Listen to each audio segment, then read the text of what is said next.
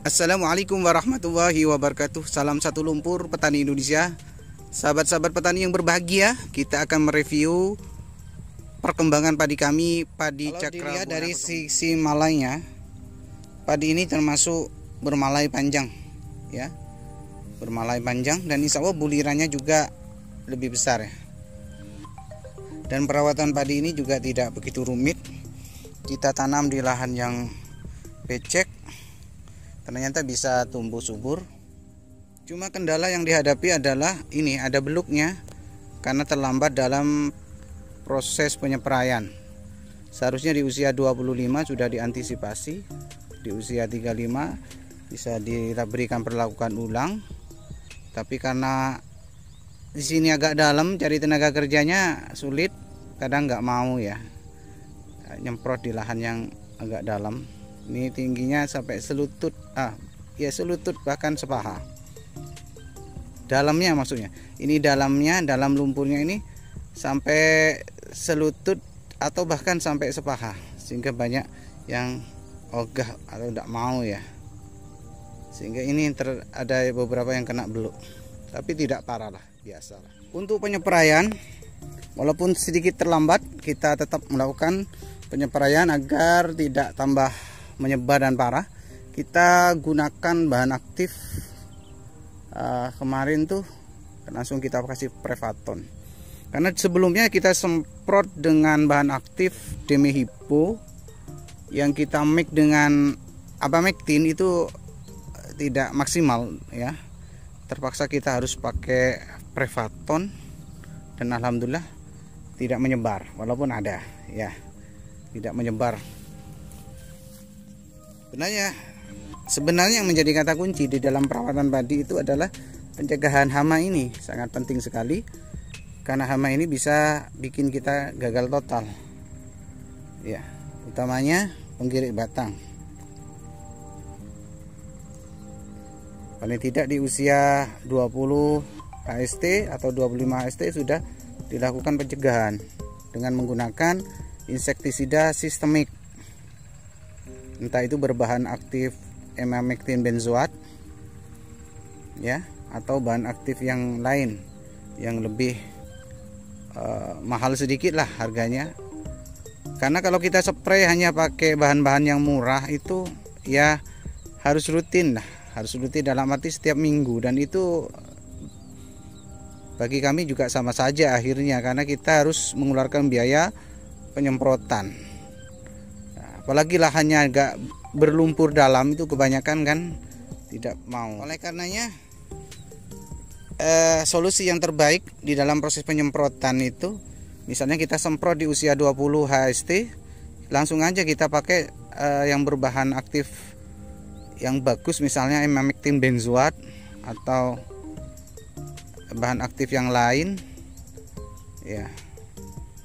Sebenarnya Abamectin itu bagus, mungkin dosisnya aja atau yang kandungannya kan. Sementara ini kita pakai yang 18 gitu. Sebenarnya yang bagus yang merek ya Demolis itu, yang sampai insya Allah 35 gitu,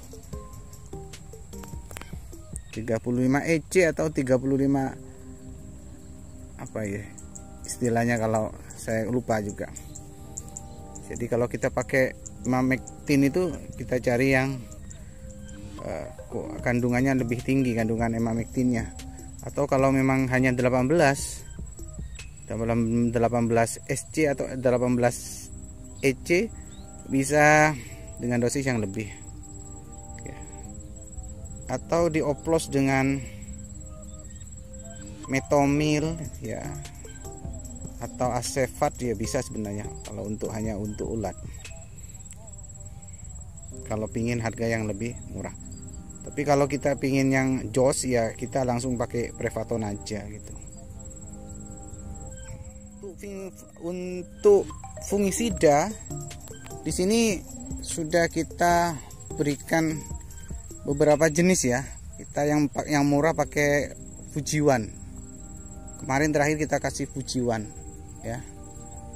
Tapi sebelumnya juga sudah kita kasih yang berbahan aktif Defenoconazole, yaitu Explore ya. pernah sekali kita spray dengan Explore, dan juga kita kemarin hari Kamis ya, sekilang 3 hari yang kemarin kita kasih tandem yang bahan aktifnya adalah Difenoconazole dan Azoxystrobin ya. Karena ini padi daunnya lebar sehingga kita antisipasi agar tidak terserang kresek ya. Kalau kita terlambat bisa terkena kresek ini ya, biasanya seperti itu. Antisipasi mudah-mudahan terjaga, karena cuaca di akhir-akhir ini juga tidak mendukung, dalam arti sekarang masuk kemarau tapi seringkali turun hujan, seperti halnya hari ini. Itu sudah di sebelah timur itu ada yang turun hujan, tadi sudah lebat kok sudah menghilang. Alhamdulillah tidak sampai ke sini karena kita tidak begitu butuh air hujan ini ya. Kalau dilihat dari performa padi ini sangat menjanjikan ya, sangat bagus sekali dan recommended sekali untuk ditanam ya. Kalau hasilnya dalam arti berat per karungnya agak berat bobotnya, kita akan tanam lagi, karena kadang padi-padi galur itu ya, utamanya yang dari luar Jawa itu kadang-kadang mohon maaf tonasenya itu sangat rendah gitu. Tonasenya rendah, masih kalah dengan Impari 32. Kita lihat nanti, kita ukur nanti ini luasannya berapa ya, kita meterin langsung dan dapat berapa ya, biar fair gitu, sehingga layak apa enggak ini. Tapi untuk lahan yang basah ini sangat cocok ini, cuma antisipasinya biasanya kalau airnya terus itu hama ulatnya ya yang biasanya sering menjadi kendala.